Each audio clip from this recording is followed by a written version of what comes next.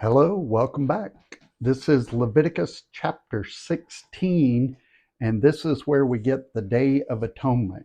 It's also called Yom Kippur, uh, which is the most holy day among Jews. It is a day of fasting from food, sex, work, everything. It's Shabbaton, the Sabbath, Shabbaton.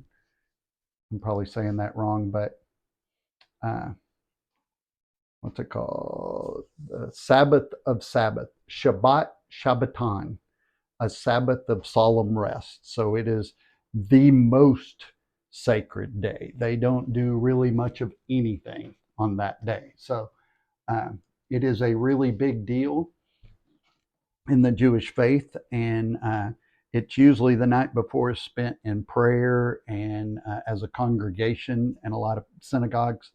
Um, this is also one of the reasons I talk about how we don't attend prayer night. We don't do a lot of those things because we just kind of throw prayers out there.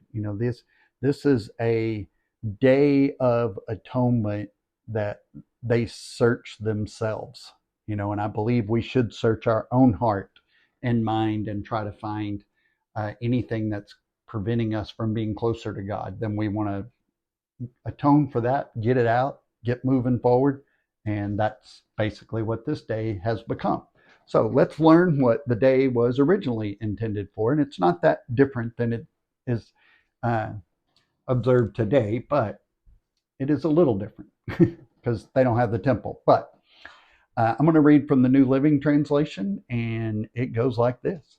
The Lord spoke to Moses about the death of Aaron's two sons, who died after they entered the Lord's presence and burned the wrong kind of fire before him. The Lord said to Moses, warn your brother Aaron not to enter the most holy place behind the inner curtain whenever he chooses. If he does, he will die. For the ark's cover, the place of atonement, is there, and I myself am present in the cloud above the atonement cover. So when Aaron enters the sanctuary area, he must follow these instructions fully. He must bring a young bull for a sin offering and a ram for a burnt offering. He must put on his linen tunic and the linen undergarments worn next to his body.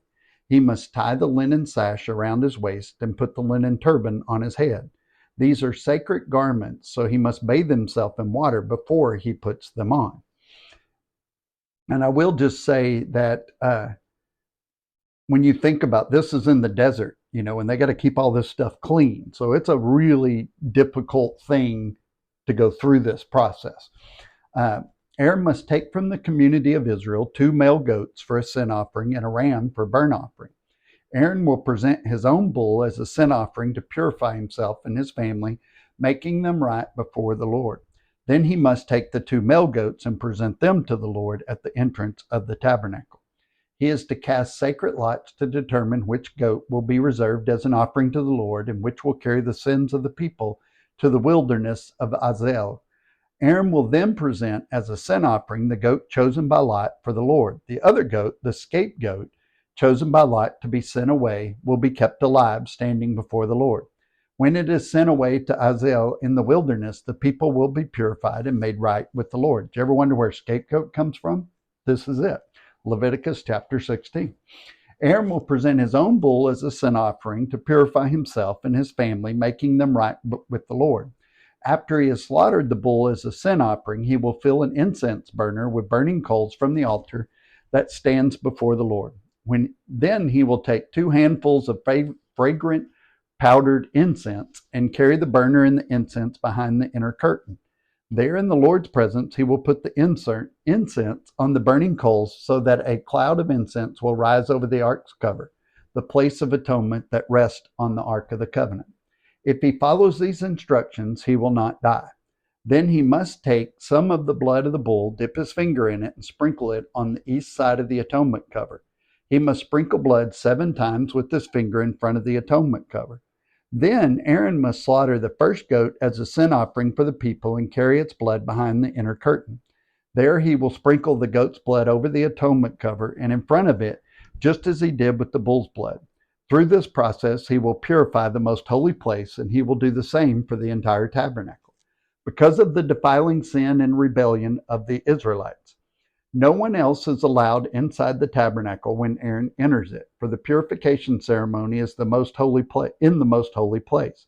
No one may enter until he comes out again after purifying himself, his family, and all the congregation of Israel, making them right with the Lord. Then Aaron will come out to purify the altar that stands before the Lord. He will do this by taking some of the blood from the bull and the goat, putting it on each of the horns of the altar. Then he must sprinkle the blood with his finger 7 times over the altar. In this way he will cleanse it from Israel's defilement and make it holy. When Aaron is finished purifying the most holy place in the tabernacle and the altar, he must present the live goat. He will lay both his hands on the goat's head and confess over it all the wickedness, rebellion, and sins of the people of Israel.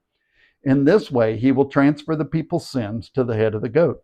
Then a man specifically chosen for the task will drive the goat into the wilderness.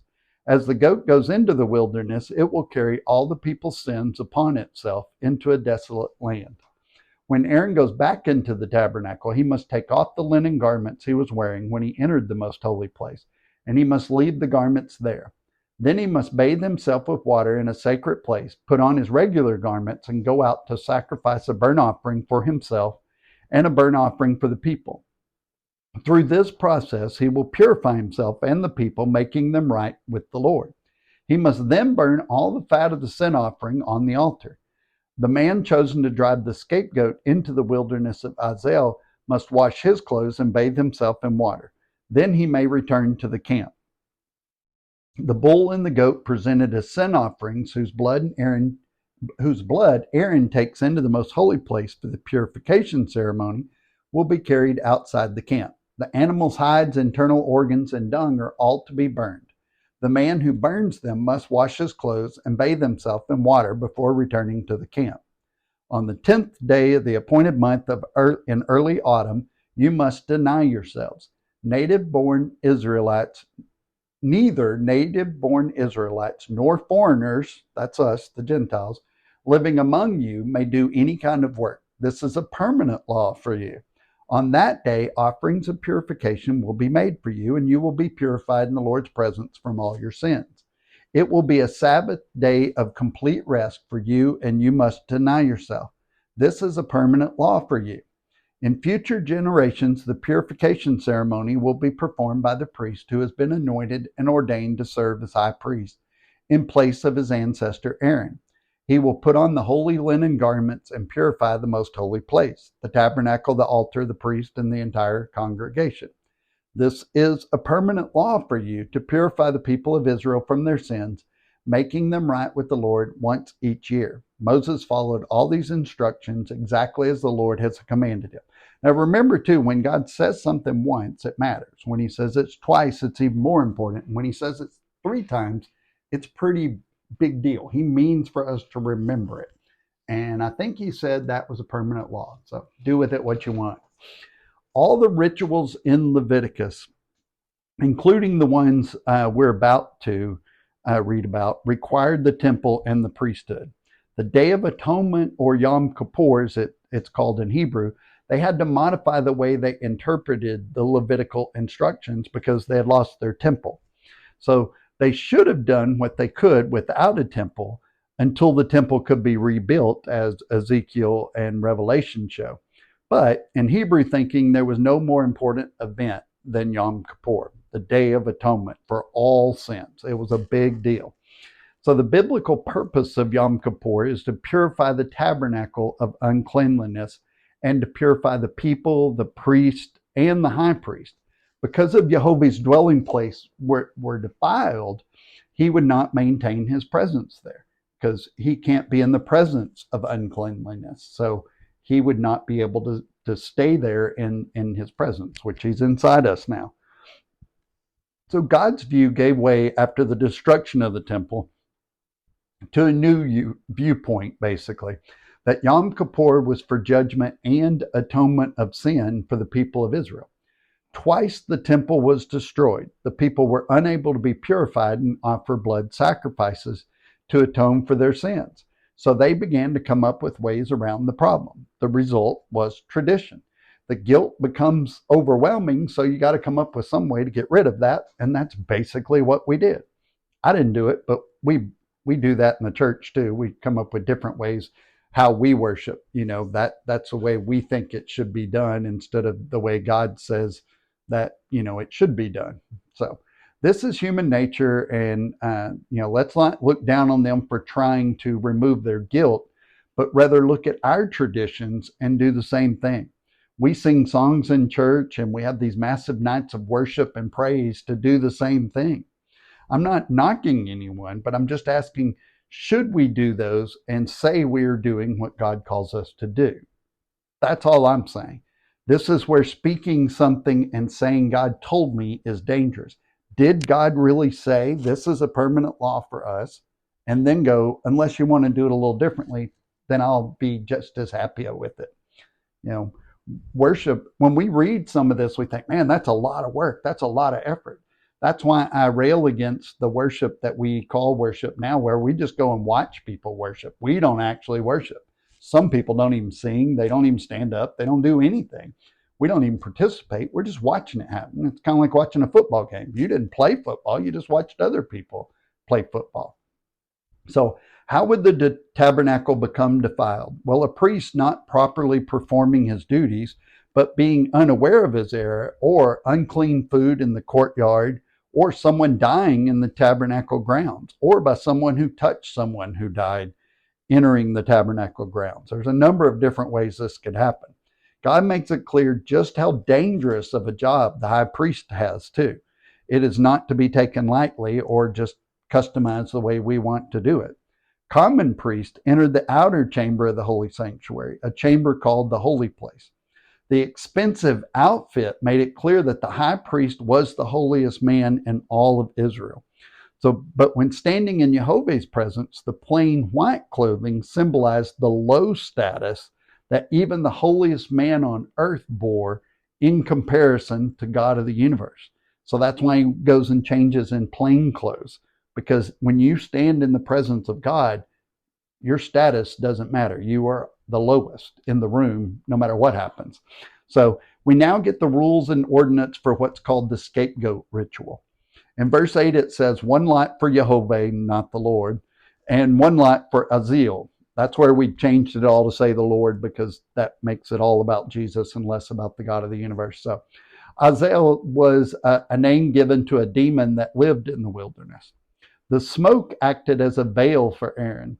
The cloud of smoke was not for the benefit of God. It was as a protection for the high priest, because as it says, lest he die. So blood from both the sacrifices is presented, and atonement is made for Aaron and the congregation of Israel. Verse 16 says the purpose for this procedure is to cleanse the sanctuary. The last few words say that God dwells with Israel in the midst of all their uncleanness. So he dwells above the Ark of the Covenant. Other holy things need to be cleansed. So in verse 18, the altar of burnt offering has the bull and goat's blood applied. Beginning in verse 20, we get a demonstration of how our sin is taken from us, transferred to a substitute. And then the sin is removed from us, not just covered, but taken from us.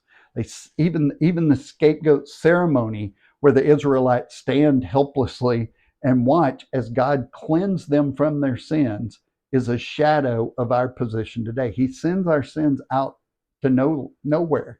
They go away from us. Sometimes we need that visual representation to know you're not still carrying the sin that you've asked for forgiveness for. You need to let it go out into the desert with this goat. Let it go. So what's being related here is the source of all evil, the devil, is symbolized by Azazel. Azazel is forced to receive back what he sent out into the world, sin and uncleanliness. That's the pattern, the shadow that they're God is setting up there. So verse 27 through 28 describe how only parts of the Hottentot sacrifice are to be burned up. The other parts will be taken outside the camp and burned. The remaining parts are not part of the sacrifice. These parts are destroyed by fire. It is getting rid of the parts that are not for God, parts that are not holy. So the Day of Atonement is the 10th day of the 7th month of the year. This day is to be a special Sabbath, a kind of super Sabbath, if you will. And the denying starts by fasting. a departure from the seventh day Shabbat, where a large and joyous meal is served. So the motto of the Yom Kippur Sabbath would be abstain. Abstain from food, work, drink, bathing, sex. If it's personally enjoyable, you're not supposed to do it. That's basically how that works. So look at verse 29. Both the citizen and the foreigner living among you, that's us, people who have joined Israel, even slaves who have not joined Israel but are living among Israel, are to observe and benefit from this special Sabbath for Yom Kippur. Verse 34 says this is a permanent regulation for you. Rabbis, not God, but rabbis, decided that on the Day of Atonement, God judges a person for the past year, determines whether that person's name will be in the book of life for the upcoming year, and the judgment is sealed. This is tradition. This is halakha, Jewish custom. The judgment process begins 10 days earlier on Rosh Hashanah, Jewish New Year. For the 10-day period in between Rosh Hashanah and Yom Kippur, a person is supposed to spend time on inner reflection and sincerely repent as a preparation for that day of judgment, which is always a good thing. Because Yom Kippur is so serious, weddings can't even be held during this 10-day period. So let's look at a New Testament passage that explains what Yom Kippur is for and how Yeshua will fulfill it. And that's in Hebrews chapter 9. That says this, that first covenant between God and Israel had regulations for worship and a place of worship here on earth. There are two rooms in that tabernacle. In the first room were a lampstand, a table, and sacred loaves of bread on the table. This room is called the holy place. Then there was a curtain, and behind the curtain was the second room, called the most holy place. In that room were a gold incense altar and a wooden chest called the Ark of the Covenant, which was covered with gold on all sides. Inside the ark were a gold jar containing manna, Aaron's staff that sprouted leaves, and the stone tablets of the covenant. Above the ark were the cherubim of divine glory, whose wings stretched out over the ark's cover, the place of atonement. But we cannot explain these things in detail now. So this is why it matters that we understand Leviticus, because in New Testament times, they didn't go into too much detail because we were supposed to know that. Everyone they were talking to did already know it. So when these things were all in place, the priest regularly entered the first room as they performed their religious duty. But only the high priest ever entered the most holy place, and only once a year, and he offered the blood for his own sins and for the sins of the people who had committed in ignorance, not intentional sins. By these regulations, the Holy Spirit revealed that the entrance to the most holy place was not freely open as long as the tabernacle and the system it represented were still in use. This is an illustration pointing to the present times. For the gifts and sacrifices that the priests offer were not able to cleanse the consciousness of the people who bring them. For that old system deals only with food and drink and various cleansing ceremonies, physical regulations that were in effect only until a better system could be established. So that's one of the reasons that we say, well, the law has been removed because the sacrificial system has been fulfilled. We've said, hey, the law goes out with it. But they're two different things, which is what we're learning in Leviticus. So jumping down to verse 18, it says, that is why even the first covenant was put into effect with the blood of an animal. For after Moses had read each of God's commandments to all the people, he took the blood of calves and goats along with water and sprinkled both the books of God's law and all the people using hyssop branches and scarlet wool. Then he said, this blood confirms the covenant God has made with you. And in the same way, he sprinkled blood on the tabernacle and on everything used for worship. In fact, according to the law of Moses, nearly everything was purified with blood. For without the shedding of blood, there is no forgiveness. That is why the tabernacle and everything in it, which were copies of things in heaven, had to be purified by the blood of animals. But the real things in heaven had to be purified with far better sacrifices than the blood of animals. That's why we have Christ, because he satisfied the need that we had above that, intentional sin. So the need for Yom Kippur can be summed up like this. The law made nothing perfect. The law teaches God's laws and commands, what he has determined is evil and good, and the need to make peace with him. The law gives us the path to righteous living and the blessing from it, and warns us of the consequence of the curses of the law. Choosing one direction brings life and the other death.